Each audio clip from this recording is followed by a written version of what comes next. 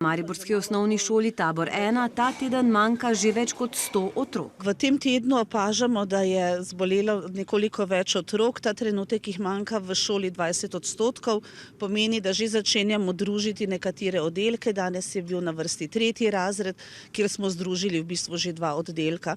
Zbolelo je tudi kar precej zaposlenih, danes jih manjka 12. V mariborskem UKC že naprošajo obiskovalce, da obisk pacientov omejijo na eno zdravo odraslo osebo dnevno, v porodnišnici pa na 2 zdravi odrasli osebi dnevno.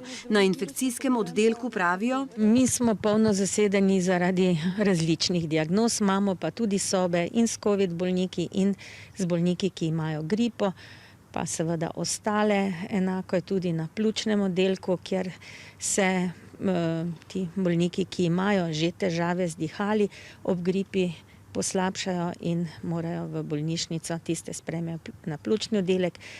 Potem ležijo bolniki še na internističnih oddelkih zaradi osnovnih bolezni, pa tudi zato, ker na infekcijskem oddelku toliko postelj nimamo. Še vedno se priporoča cepljenje, se je pa v letošnji sezoni doslej cepilo že več kot 140.000 prebivalcev. NIJZ je takoj šel v nabavo 20.000 dodatnih odmerkov cepiva, ki bodo na voljo v sredini decembra.